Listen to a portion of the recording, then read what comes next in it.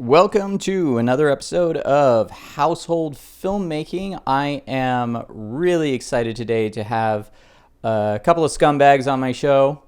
We have Mr. Mars Roberge and Debra Haden, and their movie is Scumbag.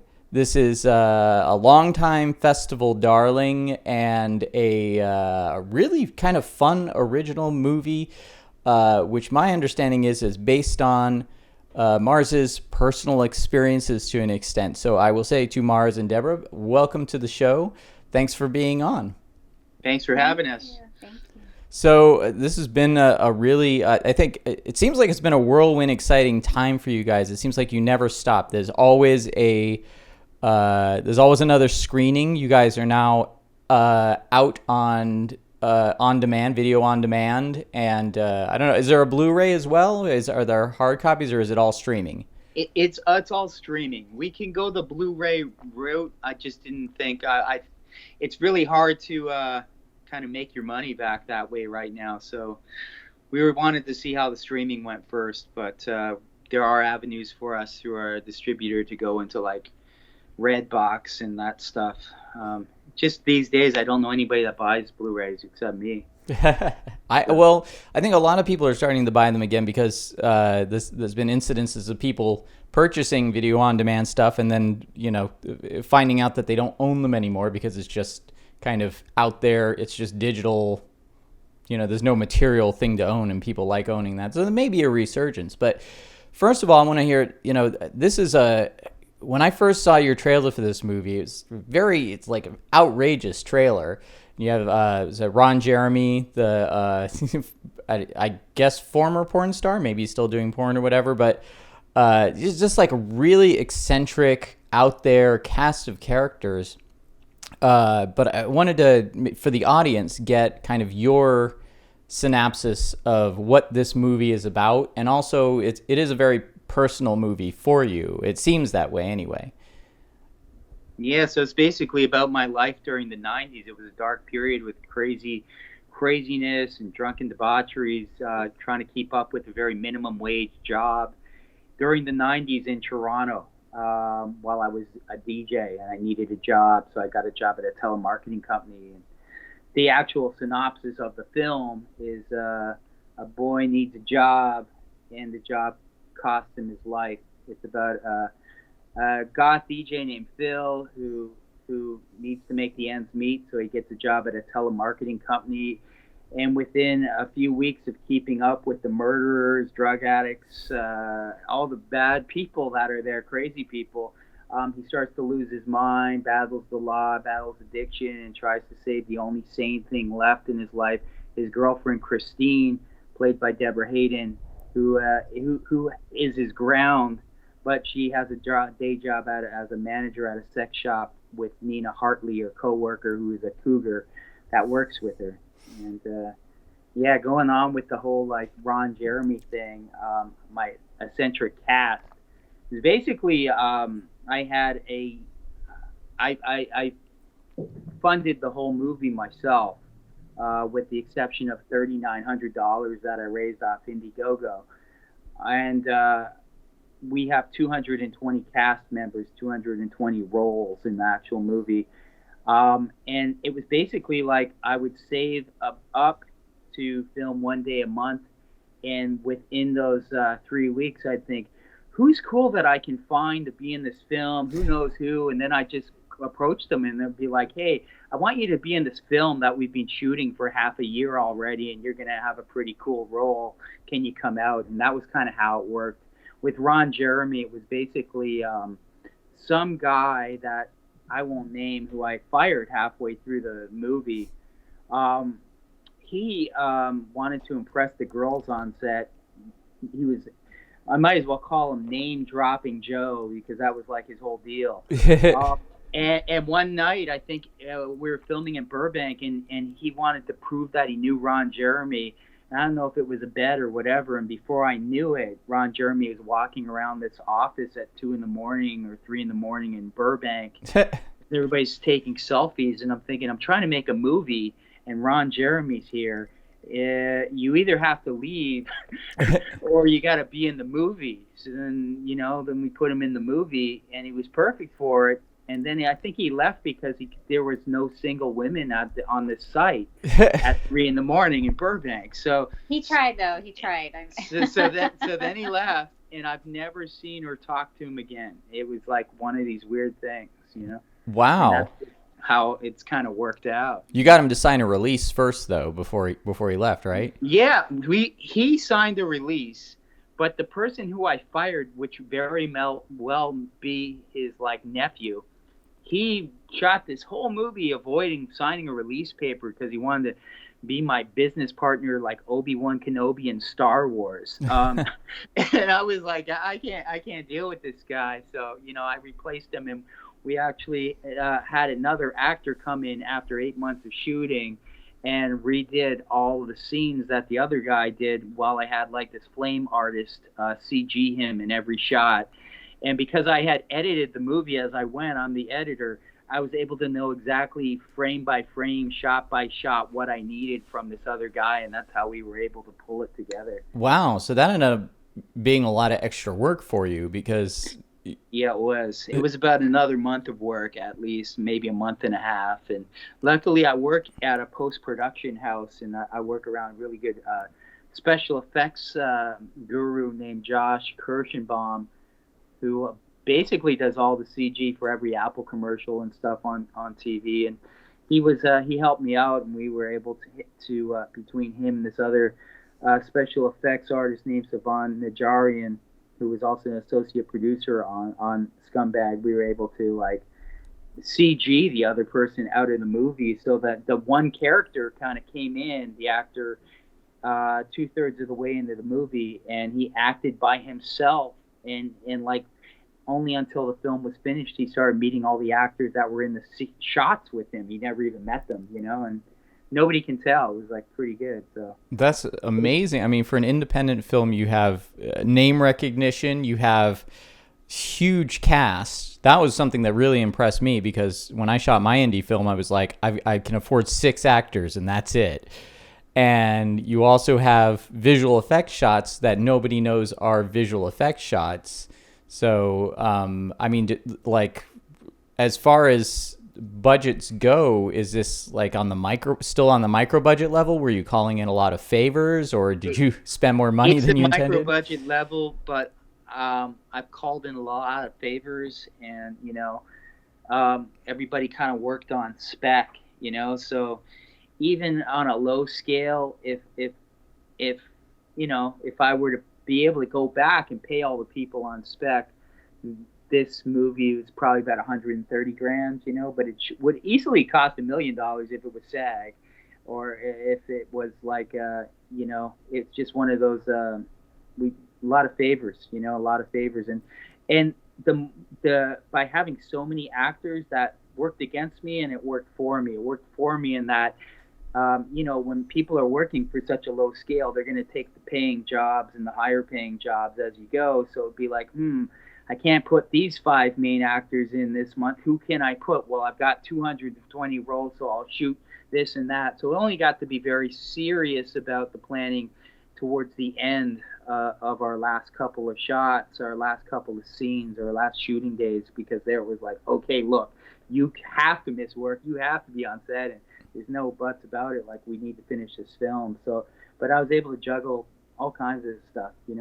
I won't name the actors or actresses, but I had people disappearing to rehab in the middle of the thing. I had people going to jail, crew members. I had people dying, like literally dying before I shot their scenes. So it was like, I was the planner for this whole thing. Like, that was the hardest part about this. It wasn't the directing, the writing, the acting, or the casting. It was planning around 220 people and trying to make it happen. So it was like, I looking back in time, I wish some of the bigger names that I had involved, I wish I shot them right away, because some of them I lost by the time it was to do their scenes, Either they lost interest or they died, It was like, it was a pretty intense thing.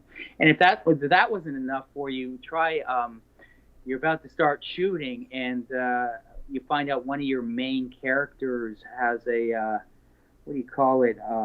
They're not allowed to leave the state because of their criminal record. So I had to go. This is a California movie. I'm shooting in Los Angeles. One of my characters has a criminal record and cannot leave the state of New York. So we got to go and film him in New York and make it look like he's part of an office scene in LA. So I had a whole cast. Now I had to pick for New York City and go down there and film in a day and have that cast, like in Three's Company, the TV show, just look to the other side of a room and start acting with people that they've never met to this day. And, with our color correction, nobody can tell that we shot. Our office is broken into New York and Los Angeles. So there's like a whole office that's like half of it's in Los Angeles and half of it's in New York City. That sounds like must have got expensive. That was an expensive thing, having to go to New York and film. But then, while we're there, I'm like, well, let's write some more scenes in. Let's film illegally on a subway car, and let me pull all these cool people from New York that we didn't have. So you were writing as you went. So this script, it wasn't like you had a script and you were getting it beat for beat every time there was like a new complication or somebody came or went. You had to kind of like reformat your story to accommodate it? Yeah, I had a basic script, and then I had to kind of reformat the story to go with it. And other things that I did was I would get inspired because I'll be like, oh, I got a whole month till the next month of shooting. I had dreamed of this scene last night. I need to put it in the movie, and then I would be like, oh, we got to add this musical into the movie now. And then I approach the main singer and say, main actor, and say, I need you to write a song, and it's going to be a dance number. You got to come up with a dance piece too. And I'd find out like another actress on set, the choreographer, and I'd be like, I know you're in the scene, but I need you to choreograph a scene with 20 dancers and stuff for a song that they're going to write next week, and then we're going to do it. And it just got to be like, I just knew somehow people will pull it together in time. If I was using logic, I would be constantly sitting back and going, okay, this isn't ready, so I better wait another 6 months till we have money to do this, and I need this. But no, it'd be like, no, let's just go shoot illegally a musical scene on a street in East LA, and let's just. I started not thinking like a filmmaker, but like a graffiti artist, and going, well, they don't really say anything. They go to hardware stores and steal paint, and then paint on a street corner, not worrying if they're going to get arrested. So why don't I just get a crew together and we'll go film wherever we want? It could be Bank of America. I don't know. We're going to go somewhere and we're going to film a scene while we're there, and then go to the next place. And I had PAs just as my watchmen the whole time. So that was kind of how we did it. And what about? I was gonna say, I'm like the worrier too. Like some of the scenes, I either stayed home or I stayed in the car, because I was like, I'm just gonna bring bad juju to the scene, because they were shooting it somewhere they weren't supposed to be.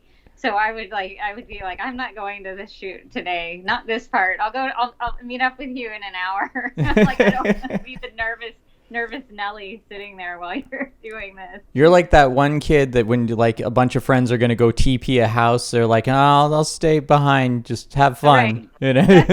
That's me. Yeah, it was pretty much like that. And at first I was really, really nervous, and then by the end I was like, I'm not really that worried. And then by the time I did have an interaction with a police officer, I just told them I'm filming my dance school. That I'm like a ballet student. I'm filming my ballet class for a class, and they bought it. Actually, they thought I was part of some weird drag race thing where people were racing to the death, in East LA. And I'm like, I don't even know what that is. We're filming a dance thing. And then they left us alone, and then we went and filmed a huffing glue scene in a cemetery illegally down the street. That would have explained to the police officer after that. But, it's not like I'm planning to do this kind of stuff, but it's like, okay, there's the legitimate way to do everything, and I didn't have the money, so now I'm going to do it by any means necessary. We're going to film this and do it, and pull a lot of favors to make it happen. What did you guys shoot on? Did you shoot on DSLRs or sometimes that can pass for, I'm just taking photos, Yeah. Well, it's funny because I wanted to keep the the resolution as high as possible. So because I made another film before this called The Little House That Could, which was a documentary about the Emmy award-winning Sex and the City stylist Patricia Field, and it was really huge in the LGBT world because of all the drag queens and famous people in that fashion world that was in my movie. But it was essentially a glorified home movie where I just ran around with SD cameras and tried to, and then I blew it up to HD later and used the microphones in these little homemade camcorders and stuff. And we got in all these great film festivals, and it won the Audience Choice Award for Best Film at New Filmmakers Los Angeles for 2015, and that. And I just couldn't get a real good distribution deal because the film quality was way behind and the sound quality was bad. So I said, okay, on this film, I just got to keep at least the picture and the sound as good as I can get it. So everything was shot in 4K RAW. In the end, it was two Blackmagic production cameras and being shot at the same time, and the whole footage, everything that I had, took up 26 terabytes. So it's like at that point, this little low budget film, I could go and look at all these big Hollywood films that I know were going on at the time, and they weren't shooting on the same kind of large scale that we were. They would shoot in ProRes with these cameras and stuff, and I'm like, no, we're shooting everything at RAW, color correcting on a flame. My sound, I was a little cheap on the sound. I did as good as I could, but we ended up going through about 12 different sound guys as we shot the movie, which made it tricky for the sound mixers later, but they pulled it off. And so it was we used a Blackmagic 4K production camera, and it's basically like a poor man's Red camera, and like because of my dealings with Blackmagic, I'm all for them at this point. I'm like, I want to kind of shoot with Blackmagic on my next thing. It's a little slow when you're putting the stuff. We were dumping everything to like old 400 Firewire and USB 2.0 drives and stuff, and it would be like, okay, tonight you have the footage, put it on this 2 terabyte hard drive. It's going to take 6 hours to transfer, but hey, it will be done by the morning and stuff. And yeah, that's what we did. I know someone that shot a movie that they had on Netflix. That was 2.5K. They actually chose the Blackmagic over the Red. For I forget what the reasoning was. They felt like at the 2.5K it was just a really good resolution, really good color, and they had it projected at the Egyptian Theater, and the projectionist there thought they'd shot it on film. So I think it just goes to show that it's not always the Red is kind of like what everyone lusts after, but if you do your research on your camera, you can get great results. It's not always about the 4K. It's not always about the Red. There are plenty of great cameras out there that you can get good quality on, especially because if you got a good dynamic range and you're good with color correcting and VFX, I don't see anybody noticing the difference. So this movie, now Debra, you are the girlfriend of the lead character in this film. So, and in real life, you guys are you guys married, or are you just We're engaged. You're engaged. Oh, congratulations. So, you guys are obviously longtime couple. You live together. You're directing, you're acting. What was that like for you, Debra? Pretty much there were certain aspects of the film maybe I could have been more involved in, like AD or something like that, but I decided not to do that because I didn't want it to turn into some kind of a power thing. Like I didn't want to, you know what I'm saying? Like I didn't want to get in the way. Do you know what I mean? Mm-hmm. I focused on what I'm supposed to be doing, which was acting, and not really I didn't want to mess with his creative process. And there would be times when he would say, I'm going to ask that location if I can shoot there, or I'm going to do this. And I would say, I'm not even going to tell you no, because you're going to do it anyway. And you're going to, and they're probably going to say yes. Whereas anyone else, they would say no. What? So that happened often. He would say, I'm going to go. And I said, I'm not, I said, if that's what you think you're supposed to do, then that's what you're supposed to do. Yeah, it was weird. So, like when I'm in that mode, like when I'm trying to deal with 300 people, and I'm in that mode where I've spent my first dollar, and I know I'm already in this now. I got pretty good at knowing, okay, is this person going to waste my time? Are they playing games with me? Is this a power trip? Or do they believe in the art of this? And I could figure that out within seconds, you know. And so it was kind of like, okay, you're not interested, fine. Next person. I don't need the speech. And like I would get locations like that. And I remember the hardest location to get in, like, it was easy when I had friends that had something. But once I'd used up all of those locations, we needed to film a bar fight with a pool table. And like once I got into going into Los Angeles bars, I realized, okay, Hollywood actually knows how much Hollywood has to rent things, and about the permits and about the insurance. So you try to find a place that's going to let you film a bar fight with no insurance and no with a pool table, and let you take over for a morning or whatever. And I almost gave up, you know, and sure enough, we got saved by a gay bar that was like, come and do it here. And I was like, you're going to let us have a fight scene and a rape scene in a bathroom, and it's true. Like, and they're like, yeah, and then have a party here for it. And they threw a party for us and everything. The bar's called Trunks, but it was like, wow, that was cool. Like, there was a couple places that was like, hey, this is gonna work perfect. And also, that was what pushed me to make the movie. Is one of my friends that became one of the actors who played the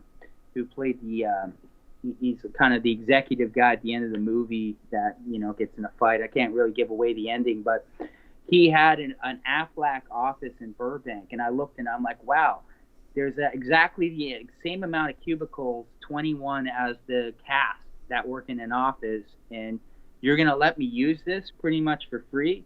I have to make this film now, because like I can't even imagine trying to get a place for like a couple months in office that's a telemarketing office and everything. So things like that made it so that I'm like, okay, I got to make this movie right now, because I've got access to like the locations and the perfect location to do this. So, and then like, you know, then you start finding out cast members have like cool gear and stuff, and it was like, okay, this is all happening, you know.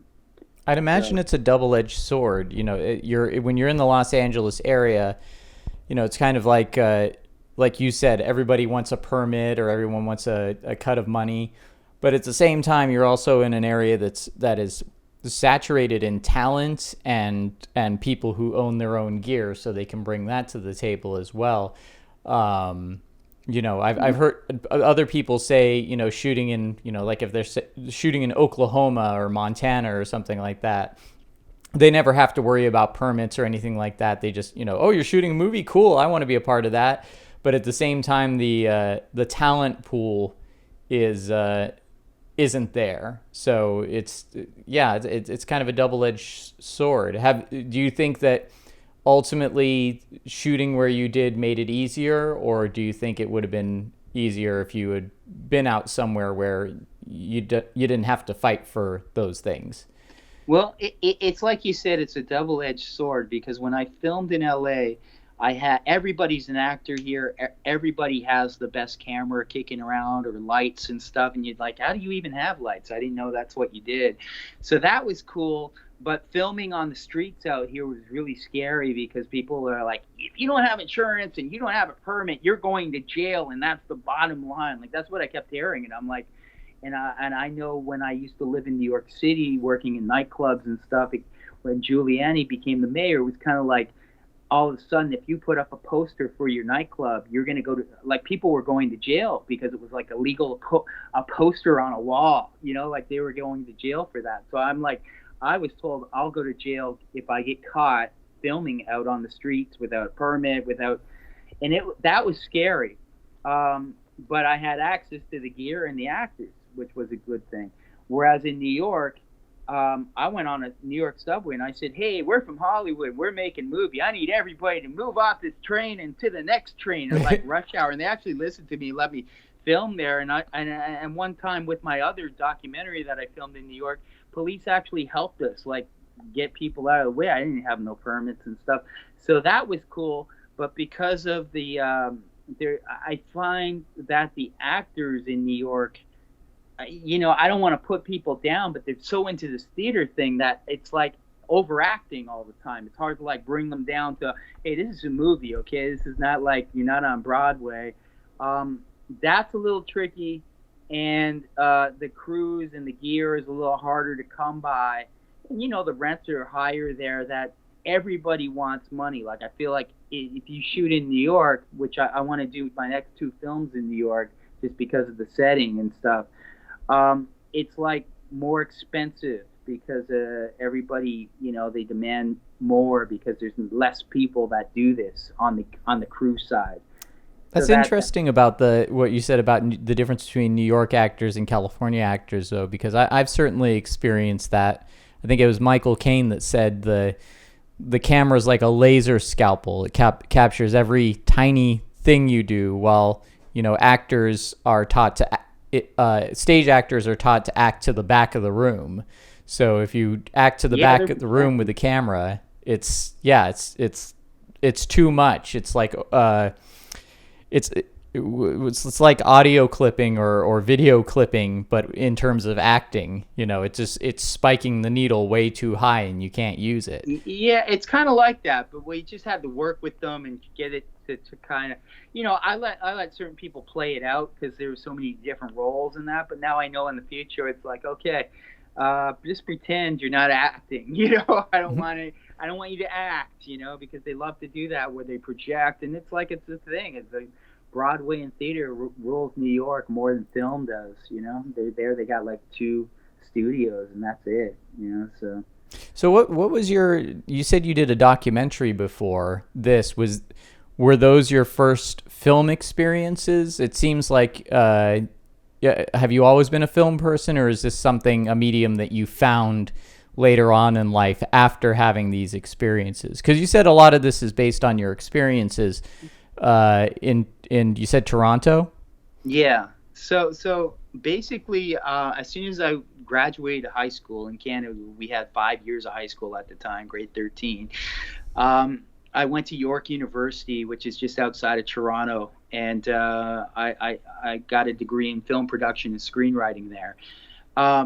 During the early 90s, for most of the 90s, at least the first half of the 90s, as soon as I graduated from film school, and even a little bit before, I worked in film. I started off as a PA on music videos. I was working in the art department under Kenny Baird, who did the 9 Inch Nails and Pee-wee's Playhouse and all stuff like that, Leonard Cohen.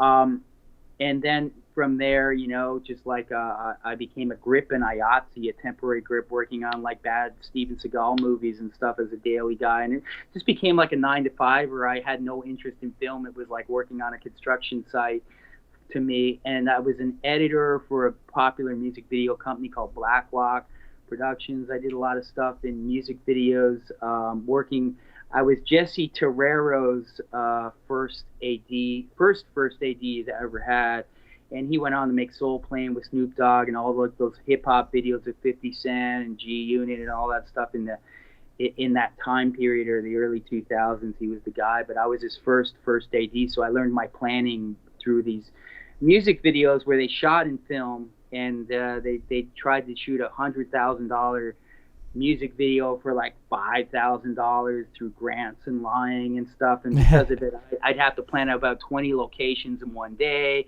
getting entire neighborhoods to come in like for these rap videos and the same shots with the same Jeeps and all this stuff. So I kind of learned my skills on that. And then something just happened one day where I'm like, I felt like I was, 22 or something and having a career. And I didn't want a career. I wanted to party. I didn't have fun. And so I pursued being a DJ. I kind of got sidetracked into it, and doing golf clubs and S&M parties and all this stuff for about 25 years. Because I thought it was cool. I didn't want. I looked at film as these old guys with baseball hats and beards and guts and with kids and stuff, and I didn't want anything to do with that, you know. But after, you know, I got carried away with the partying and playing in bands and stuff. And after moving to New York in a blackout, I got a job working at this drag queen clothing store called Patricia Fields, who's the Sex and the City's wardrobe stylist. From working there, and I was still DJing in New York, I remember a couple things got me back into film where I was like, hey, I got a degree in this. It was like 20 years ago, you know, I should be doing this.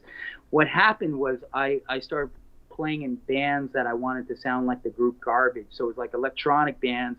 And I thought our shows were kind of boring. It was called Rise NYC. So I started making these backdrop video things, multimedia shows. And that got me back into editing. And, you know, around 2005, I realized, wait, I don't need a $1 million studio to be able to edit stuff. I don't need to edit with like 3.25 Beta SP decks and like Avid systems, you know, that you'd have to pay like a fortune for at the time. I can do this from my home computer. So then I worked on music videos for my bands, and which is like, you know, 3-chip SD cameras and cutting with Final Cut.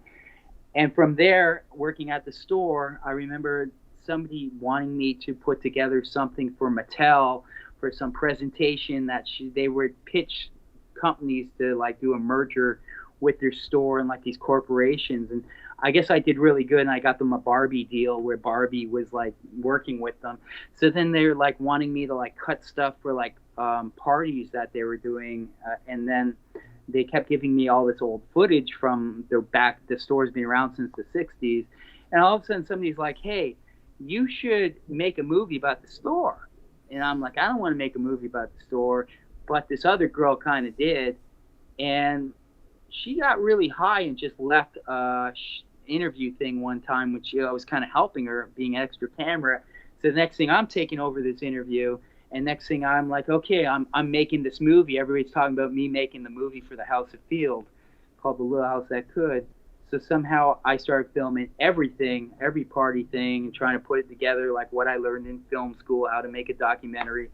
And that took like 7 years of filming. Oh, wow. So it wasn't a thing you were helping with turned into 7 years of work.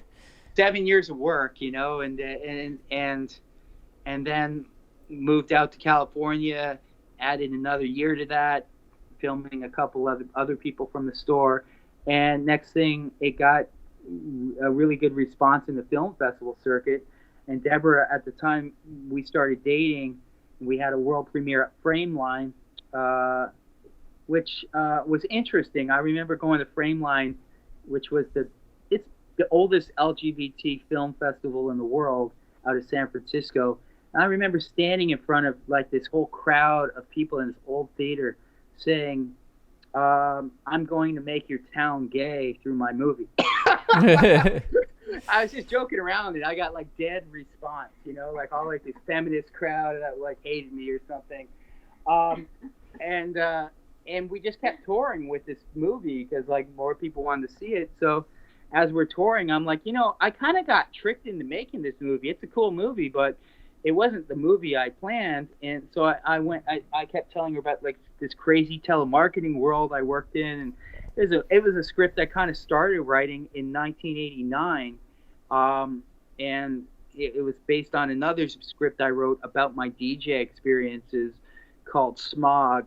And then, which was, I registered with the Writers Guild in 2000. It was crazy. As I was partying at the time, I remember going to New York to visit my sister early 2000. And I said, I'm here for 2 days. I can't take telemarketing anymore. I need to sell my film. I need to meet Martin Scorsese so he can tell me how to do this, like a typical drunk kid would. So I said, I don't know how I'm going to do it, but I'm going to go on David Letterman. I'm going to demand David tell the world to get Martin Scorsese on here, and we're going to talk. So I walked by the David Letterman show, and like I went up to the ticket booth, and I'm like, I need to come on the show. And the person at the counter said, well, there's like a 3-year waiting list, but let me tell you, who's Biff Henderson? If you can answer that question, I'll have a ticket for you. I'm like, that's the stage manager. They're like, we got a ticket for you. So I'm like, okay. So I'm like, okay, well, how am I going to go on David Letterman and talk to him? So through my talking with my sister, she convinced me to help me, Dave, in black nail polish on my chest and dry it with a fan and just go on the show. So I went on the show kind of like a terrorist would, with this weapon of like stuff on my chest. And like they're talking about like, hey, you got to be excited to be on the show. And anytime people cheer, they get like pulled out of the line and like kicked out. So I'm like, okay, I'm here. I got on the first row. I remember Hanson and Betty White were going to be on and stuff. And they came out. And the second Dave came out, and I remember him being like a giant, like I don't know, he should be playing the NBA or something. And as soon as he came out, I stood up, took my shirt off. It said, help me, Dave. And before I knew it, all this undercover security grabbed me and threw me on the street on New York saying, you disgust me. I can't believe you took your shirt off. And they threw their bag at me and stuff. And I was so mad. I went back the next day, just under disguise. I wanted to be on the show because I didn't get to see it. So I managed to get on the show again, and they pulled me out and told me I was banned from that block. So when I ended up living in New York eventually for 10 years, I never went back to that David Letterman block or ever watched it. And it was crazy. But that was like kind of like crazy Hollywood thinking. I think I've been the most sane I've ever been. Plus I have like almost 18 years of recovery. That I could see why that would have freaked people out. And I don't need Scorsese to make a movie. I just make my own movies now. I don't like need to. And you're on my show now.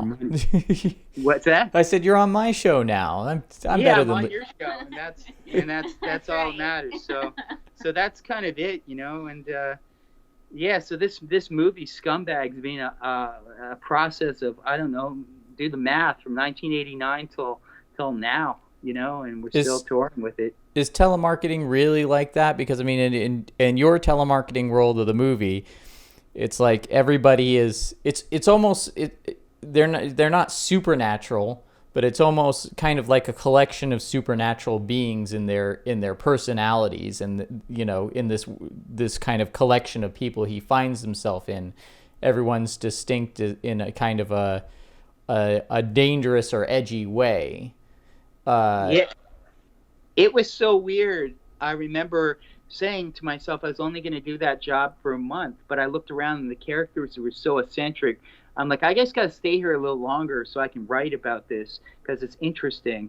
And I got sucked into it, and I became an insane person too. And I forgot that I was making a movie, and it took me like, I don't know, 20 years later to go, oh wait, I'm not a drag queen clothing salesman, and I'm not a DJ. This was all research for this film, but I got so sidetracked with the partying, I forgot, and I'm in New York now. Like, how did that happen? Like it was like waking up. So, looking back, like telemarketing companies are usually pretty bad, but I think that was the worst one in the world ever, and it should have been shut down for so many different legal reasons.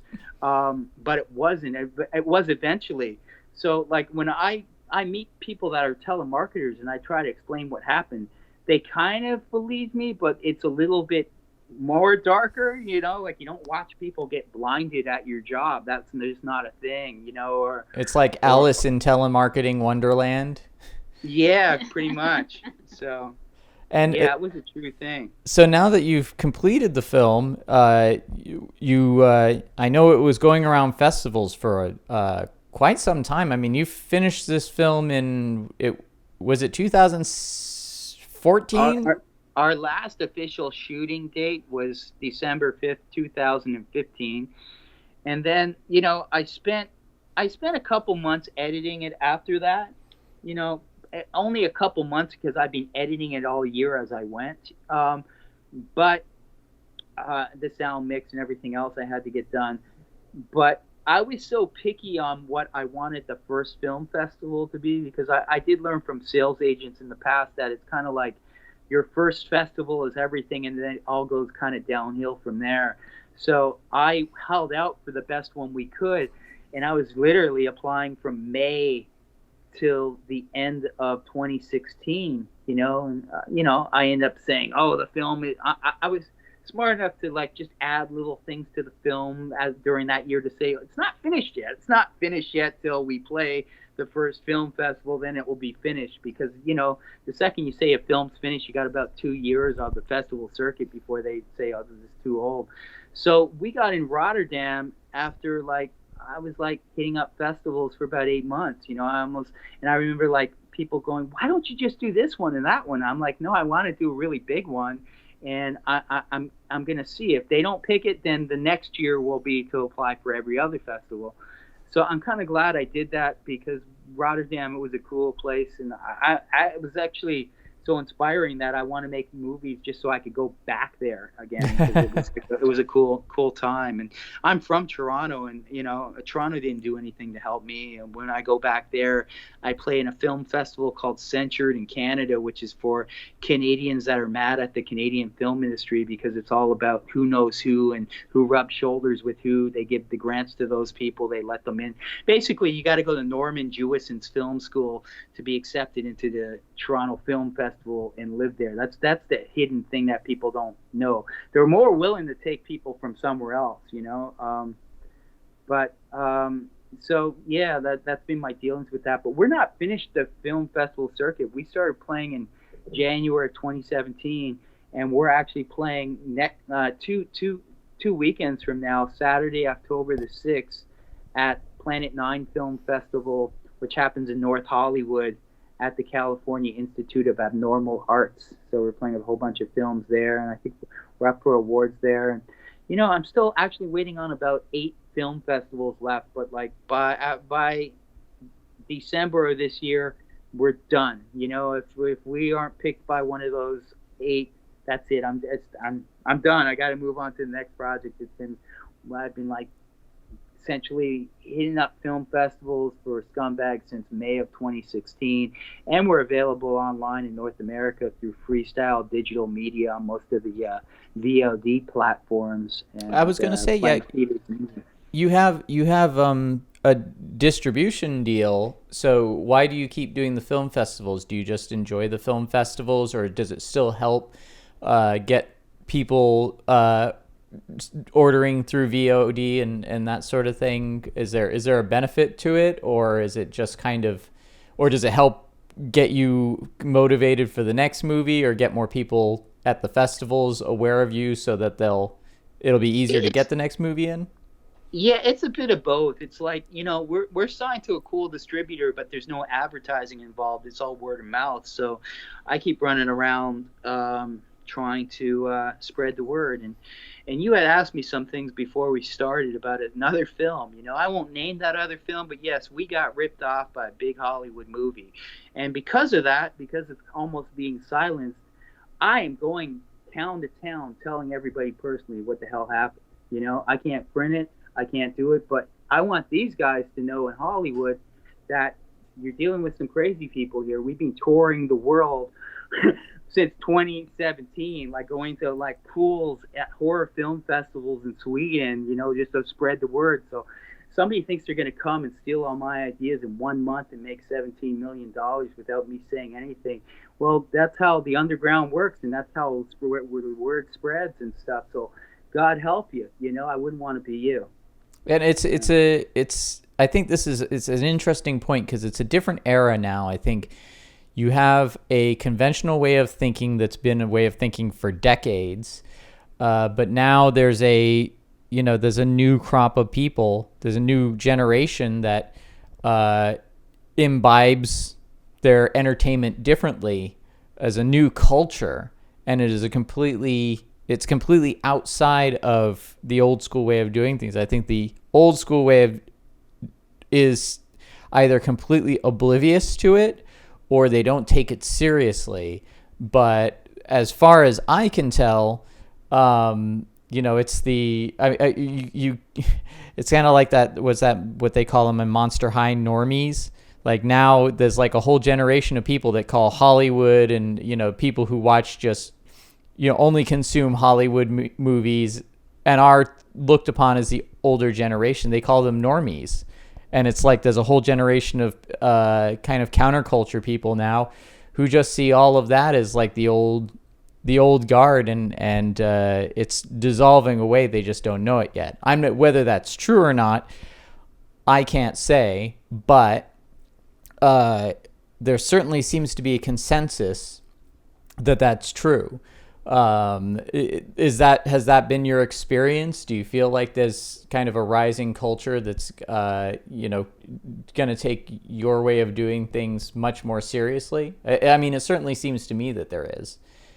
It's funny because somebody in England, Bruno Wizard from this group called the Homosexuals, they're a straight punk band that's been around forever. He called me a Hollywood filmmaker. To hell with Hollywood, we're doing things our way, illegally, whatever. And I thought, yeah, that is kind of it, because I sit here and Hollywood has this whole thing about the star system. Like, there are accountants that literally look on IMDb and see, oh, how many points, how many stars do they have? Oh, this will be worth this. And then it can play this, there's this many Twitter followers this actor has, and that. And I'm like, what about a cool movie with an original idea and like cool people that already have following because people know who they are? Like, it's not about numbers game.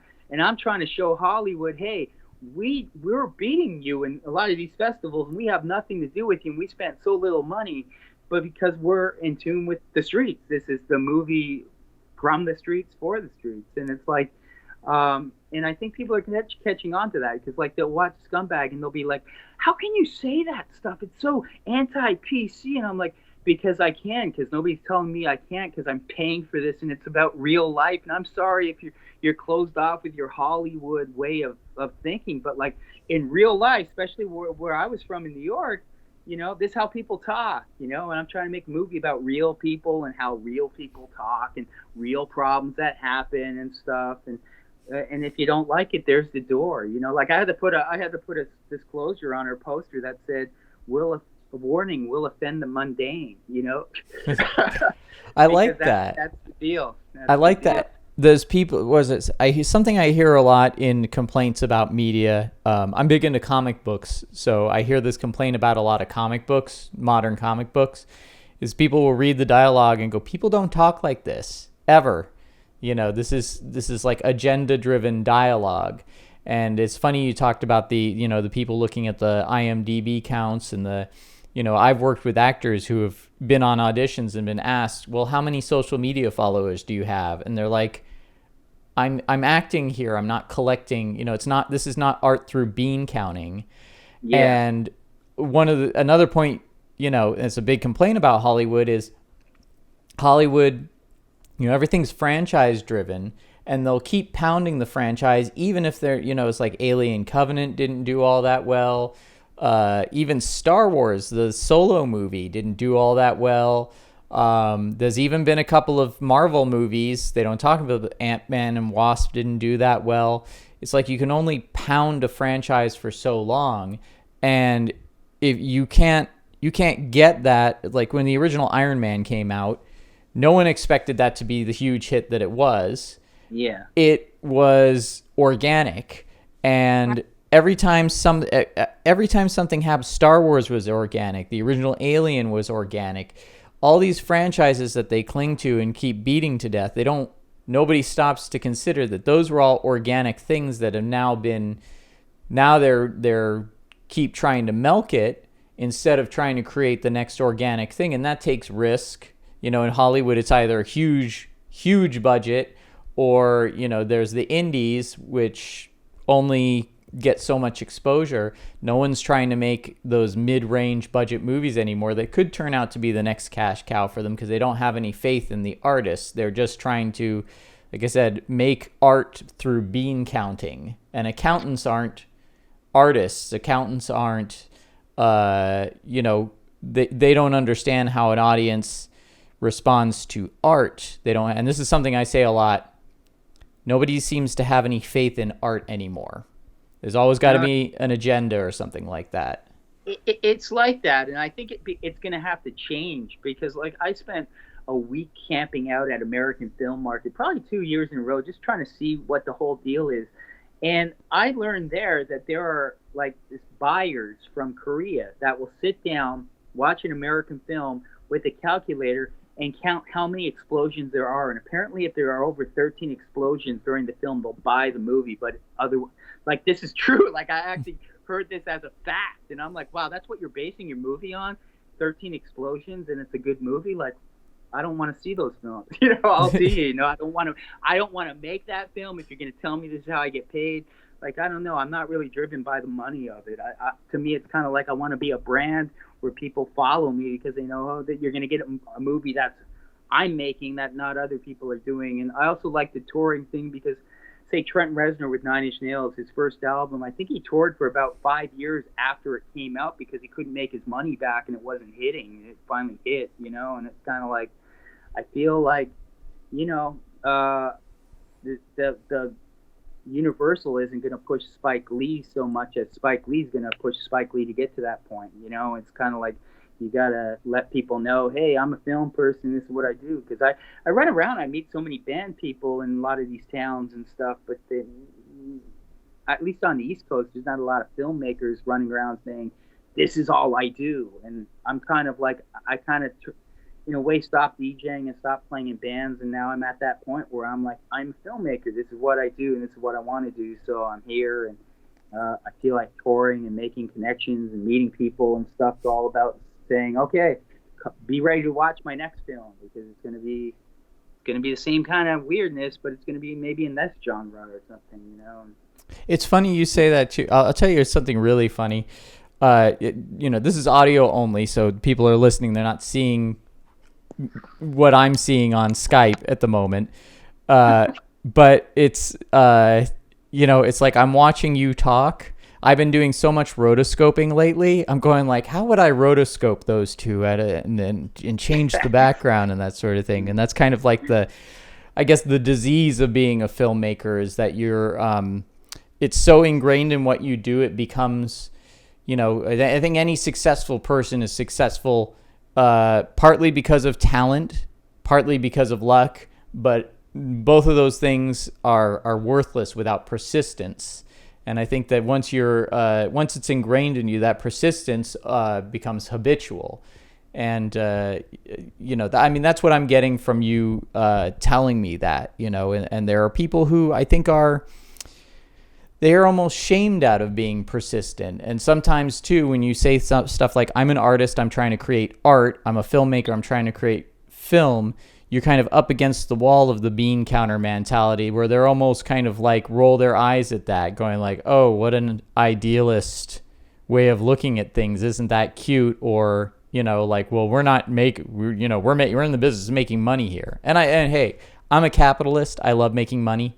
I don't like being broke. I love seeing a bank account full of money and being able to go to a restaurant or take my family on vacation and that sort of thing. But I think if that's what you're pursuing, it's going to elude you. And I think that's the bean counters come and go.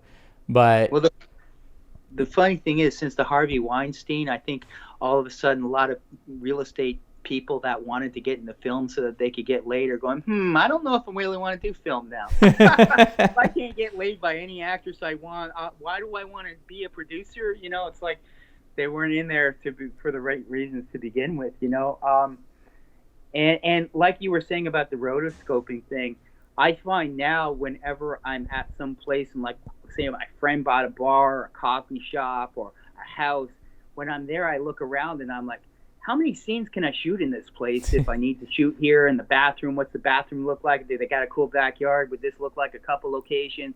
Like that's what goes through my mind all the time. I have a day job that has a new office in New York, and I went there to train people mainly so I could look around and go, can I shoot in here? What kind of office could I make this? And what could, because I'm like to me, it's like in the end, if you have a location, you can always get actors, for free. Hopefully you have money to pay them, but like people that just want to do the art and somebody that wants to film and stuff. You could call it a practice session, but that practice session could actually become an entire feature film, Breakfast Club style, if you have access to all this stuff one night and if something comes out cool. So I always think about that, and with the Little House That Could, my best camera ended up being my Android, actually my iPhone at the time when it came out, an Android phone, like mounted with clothes pegs to a shopping cart, like that was like my great camera. Now it's like, I think even when we shoot our next film, I'll still be having somebody running around with their iPhone in 4K,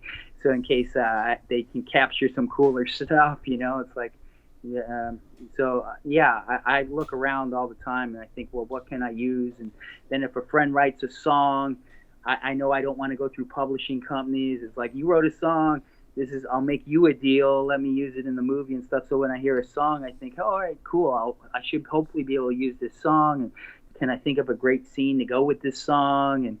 Or if I meet somebody that's really eccentric or interesting or whatever, I think, can I write a character for that person and stuff in the film? And that's how I've been doing lately with everything.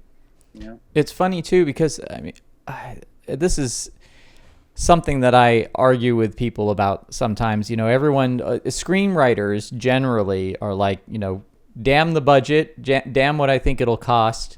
I'll write the story I want to tell first, and then we'll change it to fit whatever budget or whatever needs and that sort of thing. I've always been the same as you. I look at what I have and I go, what can I write around this? And I've always been an admirer of Roger Corman, who would be the same way. He'd get phone calls and say, hey, we just finished shooting this Shakespeare drama and we have a castle set. We're not tearing it down for another couple of weeks. Do you want to come shoot something here? And he and like a writer would write something over the weekend and be calling up actors and getting them in there. And, the result wasn't always the greatest movie, but, just by sheer volume, he had some great movies, other times not so great, but, it was part of the art of what he did. It was, what made a Roger Corman movie. And it seems to me like what makes you a great filmmaker or gives you your style is that you have a way of almost collaging together your movies, but instead of, cutting out images, you're, collaging together locations and people you meet and other talents that you know. Yeah, and Roger Corman and me share Lauren Parkinson in common. She was an actress in our film, and she was an actress in his films as well, his more recent films that he did. She plays Portia in our film. What did she think about the experience? And if you don't mind me asking, like, when you're bringing people onto your set to act and they're seeing what you're doing, I in my experience, I've done that, and it's been a great surprise to them a lot of the times. It's fun to watch them react. What were some of the reactions that you got from these people while you were working with them? I wish I could tell you, but I took on so many hats that I couldn't look behind me to see. I'm sure I horrified some of them, that are used to like big time and this and that and how it's done. But a lot of I worked with a lot of non-actors that, they thought it was cool and, hey, look, all the cameras and the crews. But I think some of the ones that are used to essentially being spoiled with the agents and everything, they were like, what the hell? And what?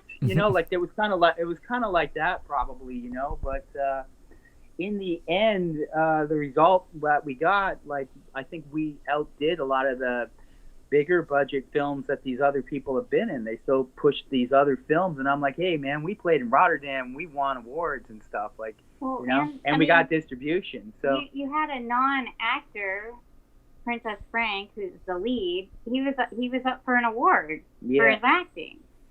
So, I'm sure there were people that thought it was preposterous that there's this guy that's never acted before, that have probably had 1,000 acting lessons and things like that.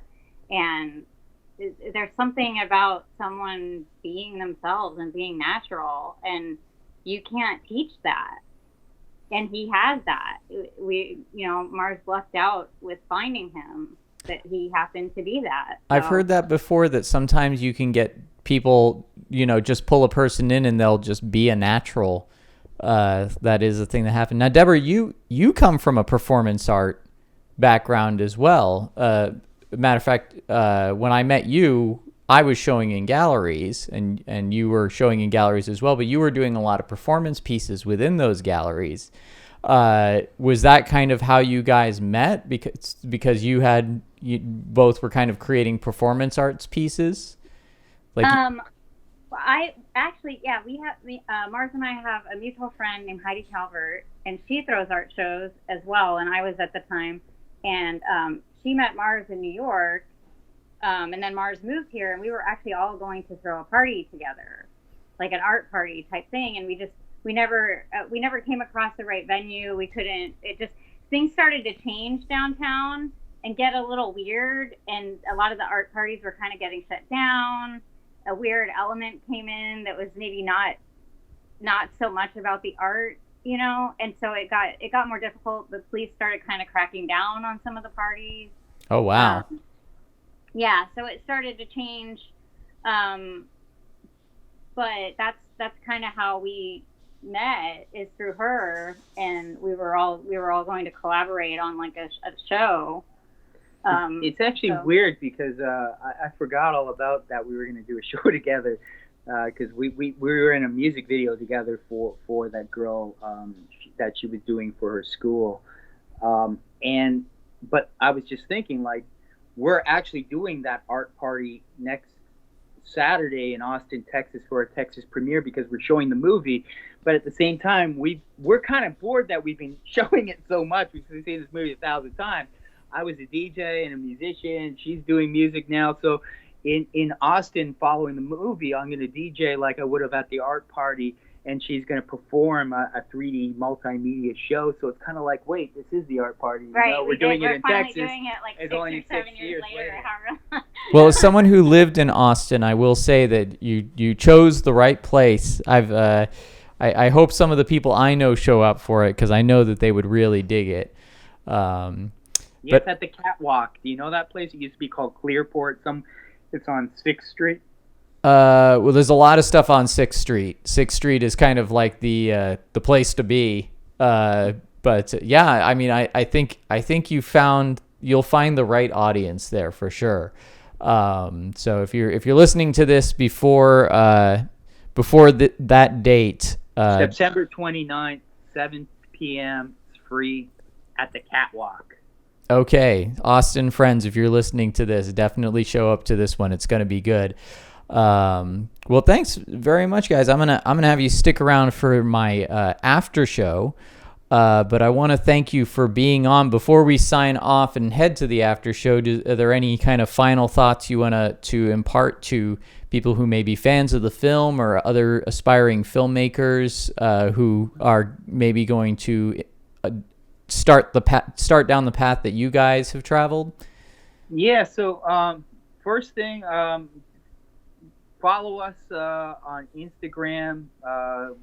We have like 3,200 plus photos of everything we're doing, and it's at Scumbag the movie. And you can find out about our upcoming screenings at our website, which is scumbag-movie.com. We're also selling t-shirts now at a store in Los Angeles called The Zoo by 9 Deep, which is at Pico and Crescent Heights. For new filmmakers out there, the one thing I'll say, and Jim Jarmusch actually told my friend Jonathan Shaw this, if you want to be a filmmaker, just start making a film right now. Don't think about it. Stop thinking about stuff. Stop waiting to get approval from people, because you'll get better and you'll learn from your mistakes, and just get out there and start shooting. Try to get the best camera you can, and then settle with whatever you can and just start shooting. There's no reason to wait around for stuff. Just start making it happen. Well, great. Well, Mars, Debra, thank you very much for being on the show. And to my listeners, if you are Patreon supporters, you can hear what happens next in our conversation. The household filmmaking after show. If you're not, well, thank you for listening, and please like and subscribe, and we've got much more content coming up for you. Thank you. Thank you.